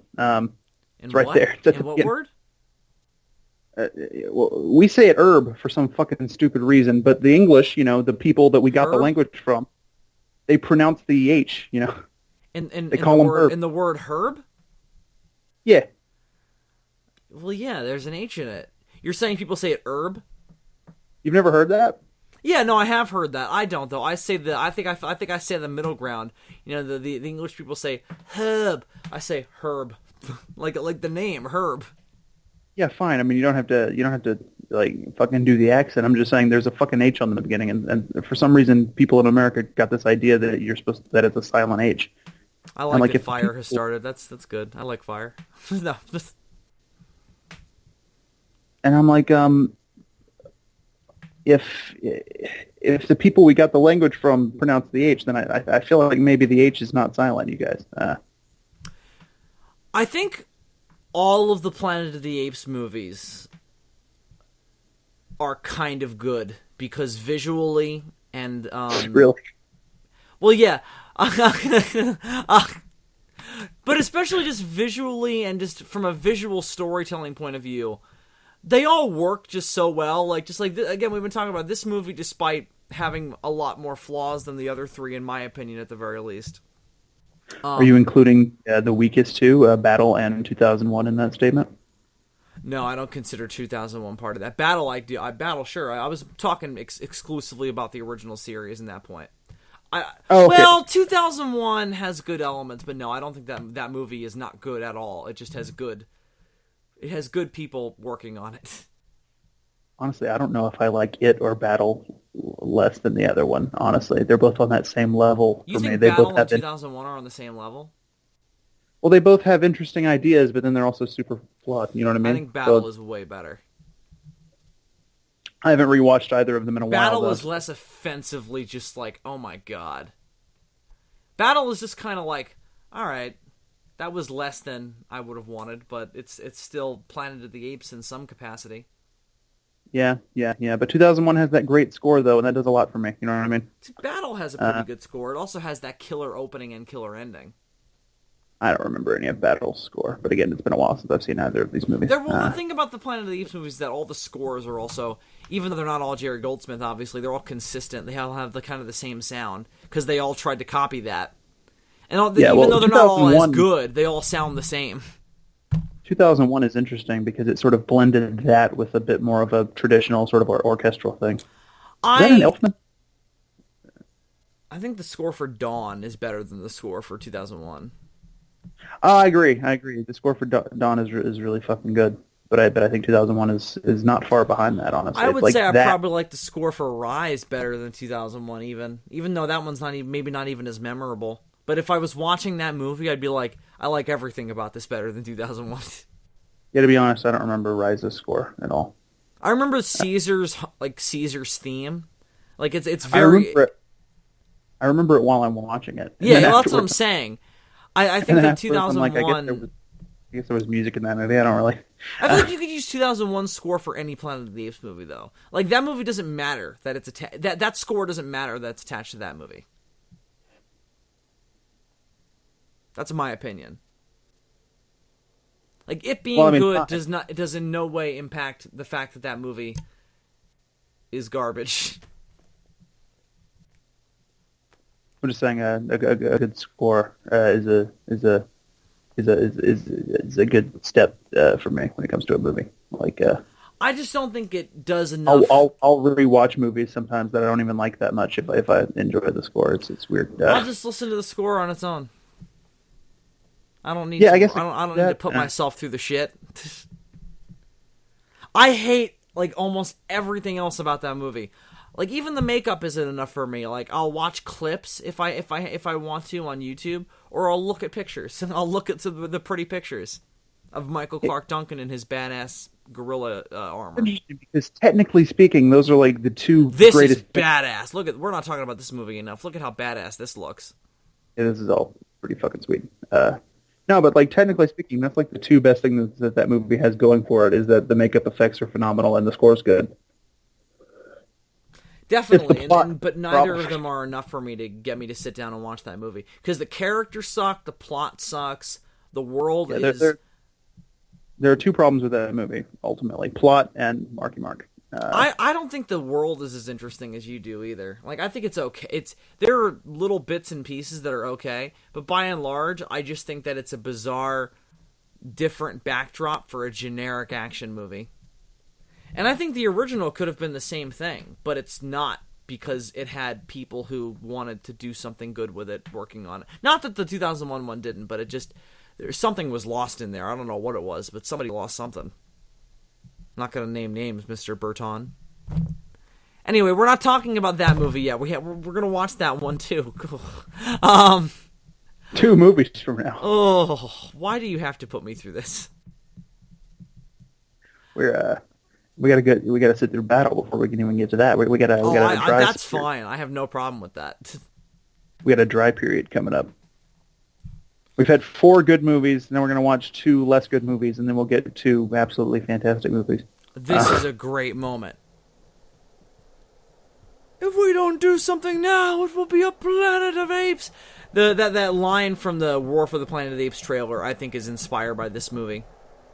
I think so too. Now that I hear it again. Kind of reminds me also of that great moment that I love in the last movie when Dr. Hasline, has his little monologue about like how much time has the world got. Hasline is definitely a better villain than Breck is.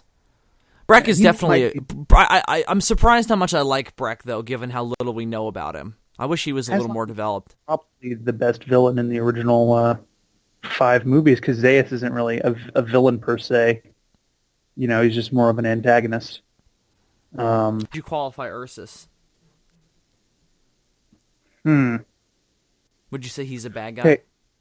Ursus a little bit further on the villain scale, but still... I would say that Hasline is a better villain than him, even if we're going to call him a villain. Yeah. They're kind of similar, though, aren't they? They both have the same goals. They're closer than he and Zaius are. Well, I mean, if Hasline had the exact same goals as Ursus, he would have been campaigning to kill all apes. But he's wanted to kill the talking ones.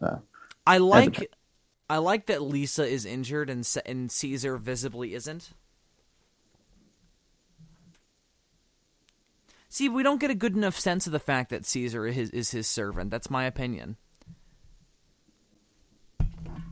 I saw you die. Hey, that's the title of a short story we reviewed. It is. This is an interesting moment. Because, again, the idea is that apes were taken in as the replacement for dogs and cats, but then they got turned into slaves, whereas cats and dogs were never turned into slaves. The answer is obvious, but it is certainly, more morally and philosophically interesting, and this is an interesting way to think about it.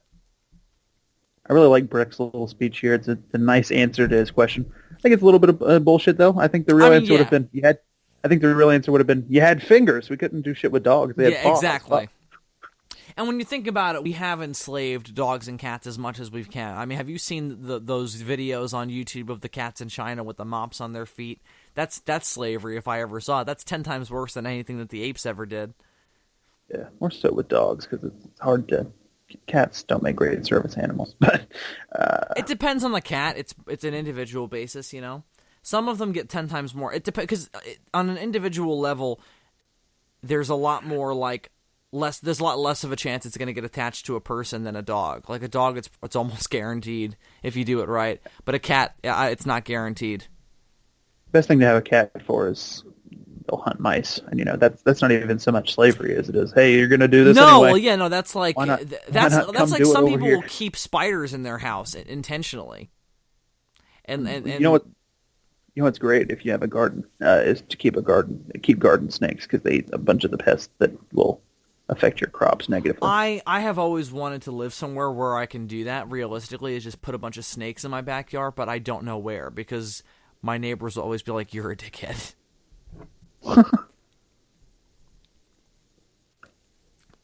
Although realistically, I would get a fence that's like big enough where they wouldn't get out.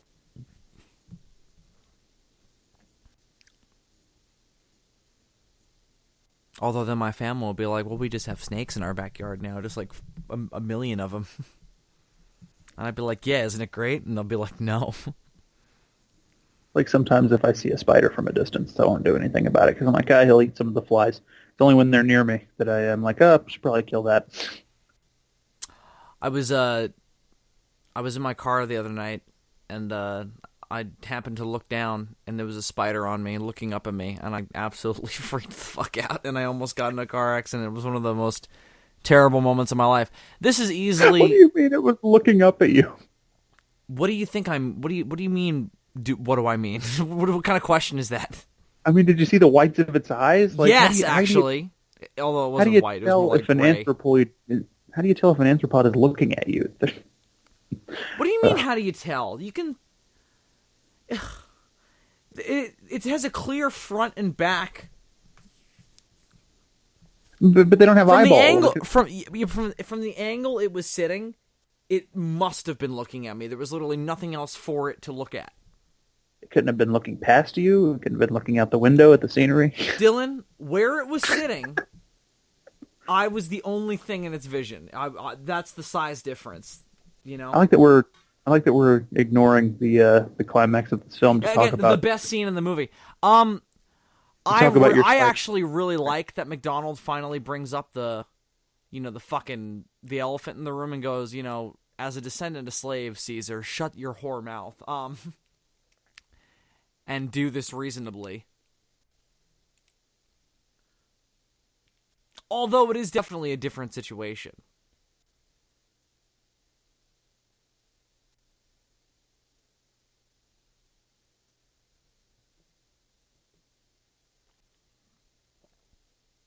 But I think the idea of what happens in the next movie and why they eventually use McDonald's brother as opposed to him is because of this little spat that they have right here.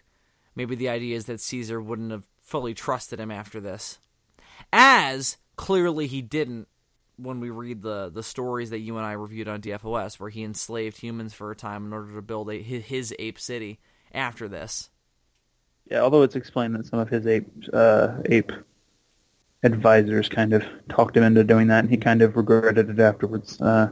Well, this Caesar is a different character from who we see in the next movie, and I think that he would have been a different character anyway had Paul Dane had his way with the franchise. And in the original script, he was a different character anyway. He was always supposed to be more angry and more revolutionary, more flawed than how we see him in battle. Here comes the bullshit. Are you ready? Are you ready for the bullshit? Yeah, because we already had the good shit, the brilliance, and now we're gonna have the other crap. So Dylan, tell us what happens in the better director's cut. As far as I can remember, there's no stupid speech at the end where he's just like, on second thought, let's be friends. You know, there is something 10 times more important that's supposed to happen right here. That happens though. I mean, they kill him, don't they? Yeah, exactly. They don't do that in this version, obviously, though.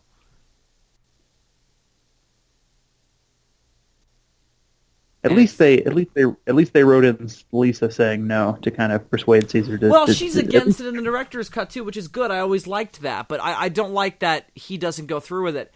You need him to really throw himself into the blood and vinegar and hatred of it all.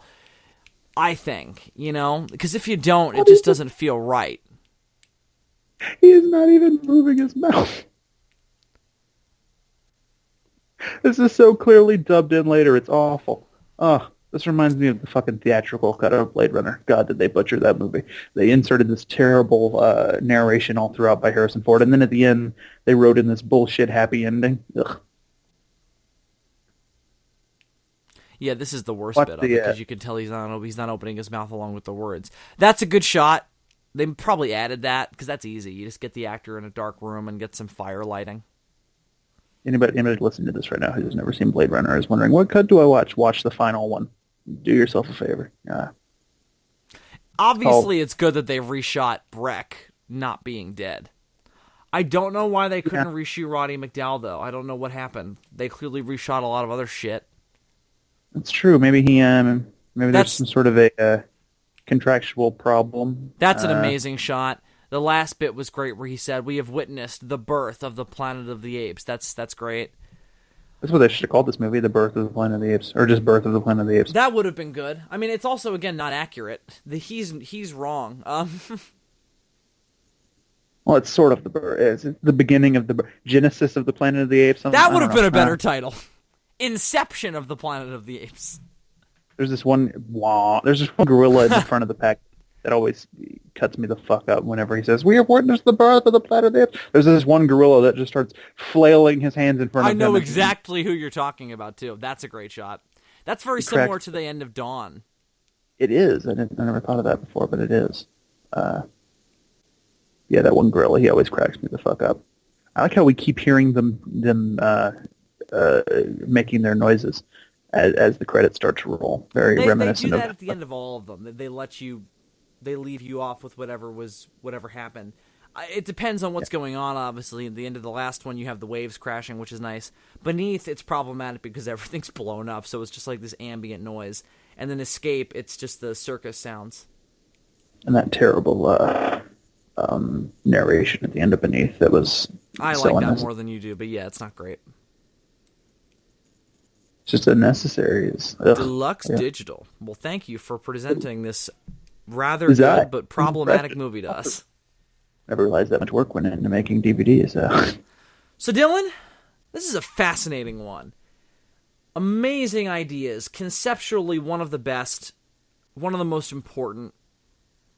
Just, you can talk about it for hours. We have. But in execution, it misses a few of the marks that it should have hit, being the here's how it all started movie. And and doing this kind of bizarre half sequel, half prequel to the movies that came prior.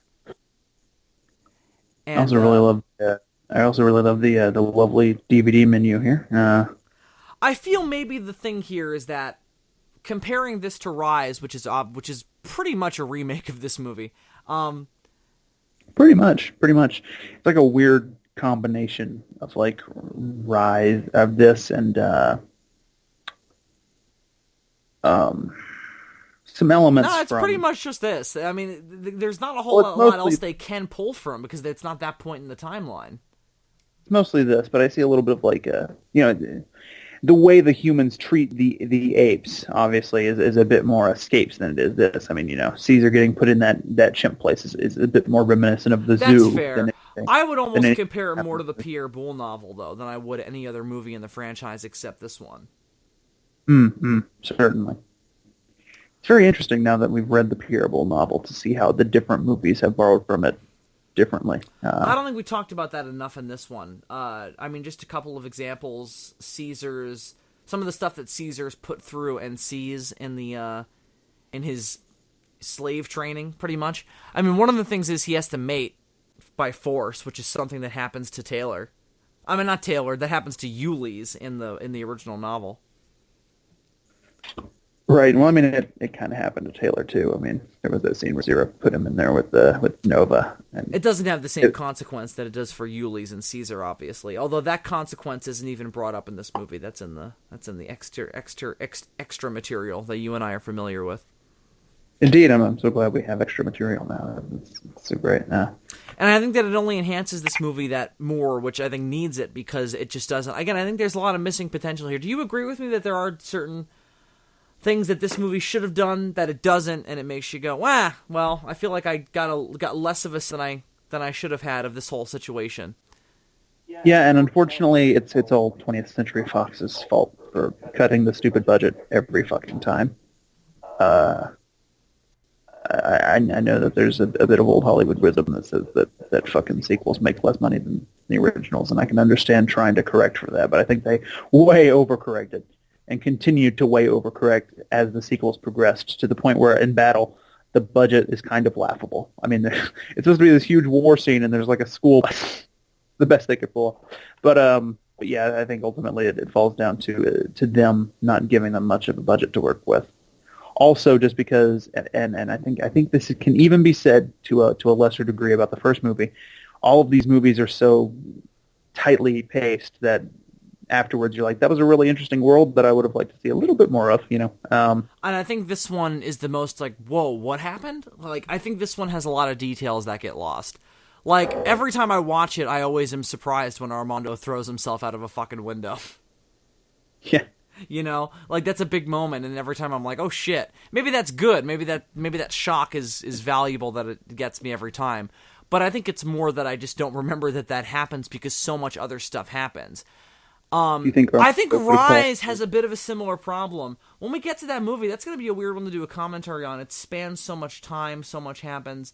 You get kind of lost in it. And I think that this one has a similar problem, but more of it because we're not anchored as much by a solo protagonist as we are in Rise with Caesar. I do ultimately think that our new Caesar is a better developed character than this one. I mean, that's not... I don't know whose fault that is, if anybody's, but... Well, I think it has more to do with the passage of time than anything, Sure. This movie is set over a couple of weeks, maybe, but... Well, not only that, but the original movie, what I meant is real world time. The new movies have the advantage of being able to look back at these old movies and then say, we could do this kind of differently, or we could develop that a little bit more. Whereas, obviously, this being the original series, they didn't really have that advantage. They were just sort of making it up as they were going along. Certainly. Well, Dylan, I definitely think that at the end of the day, it's better than Ghostbusters 2. And that's enough for me. Definitely. Out of the original 5 films, it is my third favorite.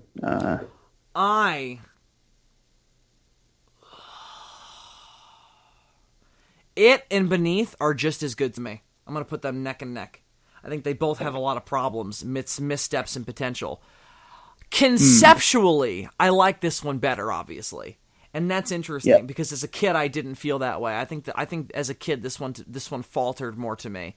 But now, looking back on them, Beneath has just as many problems as this one does, and conceptually, this one is 10 times more interesting and has a lot more merit to it. Yeah, well, that's kind of a problem with Beneath from the start, is that it's a weird sequel conceptually. It's a forced sequel. Yeah, definitely. And it only gets by with a classy production and people knowing what they're doing, working on it. Whereas this is much more organic. Honestly, they could have made a movie like this without Beneath and Escape having ever been a thing. Honestly, Yeah, this totally. is the kind of I mean, without question.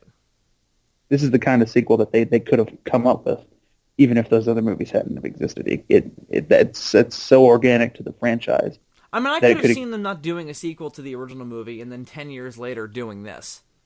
Exactly. I mean, obviously it would be different. Like you wouldn't have the Cornelius Yeah, well, and Zero stuff. you wouldn't have Caesar. Or maybe you would have Caesar, but you wouldn't have him be Cornelius and Zero's son, obviously. Right, because obviously the name Caesar must have been the idea of the people making this movie, and they wouldn't have had Escape to tell them it should have been Aldo, so they might have probably come up with a character called Caesar. Point is, it makes sense to show the revolution that led to the Planet of the Apes. Absolutely. Well, D, all in all, I think we've done another commentary, haven't we? We have. So next, all spiders aside. Next time we finish the original series off with a battle for the Planet of the Apes, don't we? Mm-hmm. Perhaps not a very satisfying battle, but a battle certainly. Yeah. So, I think this series, more than Kong, you and I have diverged opinions a bit on. First movie, we seem pretty much on the same level about Masterpiece. Beneath, I like more than you do. Escapes, you liked more than I did initially, and then I think now we both kind of agree that we both kind of agree on the level that it's on. It's pretty good. And then this movie, it seems we have the same consensus now. Pretty much. I think you have a slightly larger list of complaints than I do with this movie. I feel like this is to you what Battle is to me, you know?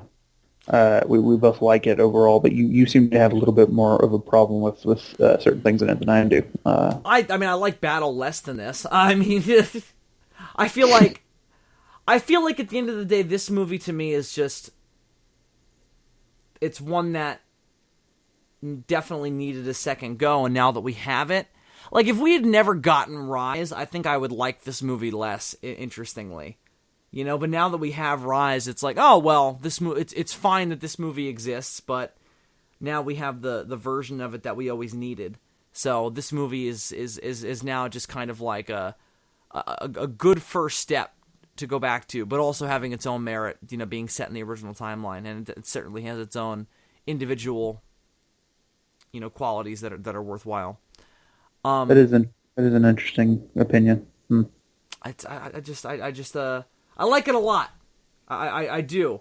But I definitely think that of the ones in the original franchise, it has the most conflict. Because I think it's better. It's one of those movies that I think it's like, it's better than the sum of its parts, maybe? You know? Like, did you say it's better than, did you say it was better than the sum of its parts, or better than some of its parts? You know, like the expression that all the stuff that came together to make it kind of outshines that. Like the lower budget and the kind of, oh, we're doing another Planet of the Apes movie kind of mentality. Yeah. It definitely overcomes all of that. But at the same time, it's a good idea, and it could have been better. Yeah, that's the expression. For a second, I thought you said better than some of its parts, and I thought either he got that expression wrong or he's playing on words somehow. But no, I guess I just misheard you. Yeah. Because I think Beneath and Escapes, dumber conceits, definitely. This is not a dumb conceit. It's like, well, we have all we have the things we need here. It's just a matter of execution. I think this is the one that falters in execution, as opposed to the other two, and that's where it falls down. No, that's interesting. I think that is definitely one thing you can give this movie. It is the most necessary sequel to the original out of any of them. But I mean, Taylor the least effective at what it sets out to do, I feel. Taylor kind of asked for this, except for Battle. Taylor kind of asked for this movie to exist in the first movie, didn't he? How did this upside down society get started? Planet Apes evolved from men? Surely there must be a better explanation than that. Well, here you go, Taylor. Yeah. I mean, it's not a full explanation, but it's an explanation. You know, there's some details missing, whatever. Well, let's see if any of those details are filled in the next movie. I imagine they will be, don't you? Oh. Sure. we hope you'll join us for day 5 of Talking Apes, where we get into Battle for the Planet of the Apes. We'll see you then. I'm Bill Worster, a.k.a. Zazubaar. And I'm Super DM624. It's a madhouse! A madhouse! God damn you all!